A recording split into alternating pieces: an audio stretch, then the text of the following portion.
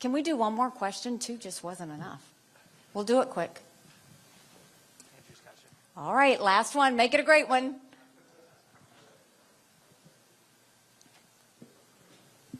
Thanks for being here, Governor. What would you say to registered Democrats or independents in Iowa that are considering switching parties to caucus on the Republican side? I get it. I mean, you look at the situation in our country, and whether you think Joe Biden is a nice man or not, you feel it everywhere. It's Democrat chaos. Whether it's the economy, whether it's education, whether it's the border, there's a reason 75% of Americans don't want a Trump-Biden rematch. They're tired. They want to see something go forward. And what I am telling you is, I'm not talking about just Republicans. I'm talking about winning the majority of Americans. Because if we're going to save our country, we've got to stop all the division and the fighting. Honestly, you want to know why I'm really doing this? I told you the long version, the short version. I don't want my kids to live like this. I mean, something's got to give.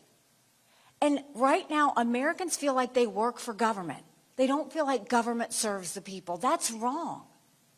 And if you ask any of the younger generation, I'm looking at this little gentleman here, you look at them, they are really, literally scared. They don't know where they're going to get a job. They can't afford rent or a house.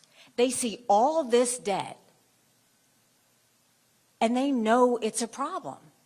We have to give future generations stability. You won't see me talk about 4 or 8 years. I'm going to talk about 20 and 30 years out. That's the accountant in me. We've got to think longer than a president.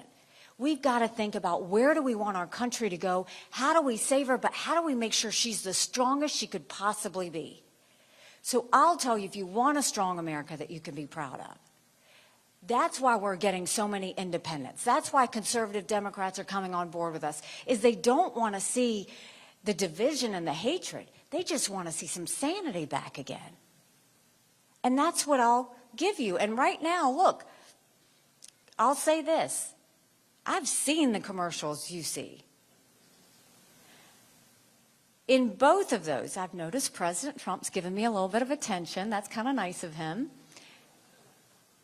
Every one of those commercials is a lie. Ron DeSantis knows it. That's why every fact checker from CNN to Newsmax has called him out on it. That's why he keeps flipping different commercials, because we keep calling him out on it. Donald Trump has been throwing temper tantrums about me because he sees what we see, and we're surging. And then they want to go and put something up about me raising taxes. I never once raised taxes, nor would I. Government takes enough of your money. I killed taxes. I cut taxes on small businesses, cut taxes on veterans. We looked for every opportunity to do that. And there was one time the corporate chambers of commerce and trucking association wanted me to raise the gas tax for infrastructure. And I killed it multiple times, and finally I said, okay, fine, you want to raise the gas tax. If you raise the gas tax, you have to cut the income tax by 5 times that amount. They didn't want to do it.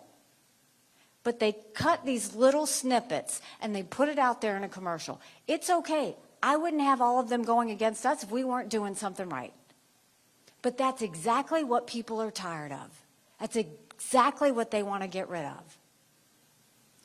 You know, I ran against the longest serving legislator in a primary when I first ran for office. And people laughed at me. And I got to work and I earned their support and we won. When I ran for governor, I was actually the Tea Party candidate. I ran against a lieutenant governor, an attorney general, a very popular congressman, and a state senator. I was Nikki Who. I had 3% in the polls. I had the least amount of money. But I worked South Carolina like no one else, and we won. When I got to the United Nations, they said I didn't have enough experience. And I got to work and took the kick me sign off of our backs, and America was respected again at the UN. I have been underestimated in everything I've ever done. And it's a blessing because it makes me scrappy.